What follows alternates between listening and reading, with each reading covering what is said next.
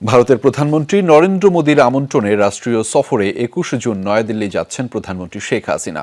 গুরুত্বপূর্ণ এই দ্বিপাক্ষিক সফর উপলক্ষে ২ দিন নয়াদিল্লি অবস্থান করবেন তিনি। সফরকালে ২২ জুন সকালে প্রধানমন্ত্রী শেখ হাসিনাকে নয়াদিল্লির ফোরকোর্টে রাষ্ট্রপতি ভবনে আনুষ্ঠানিক সংবর্ধনা দেয়া হবে।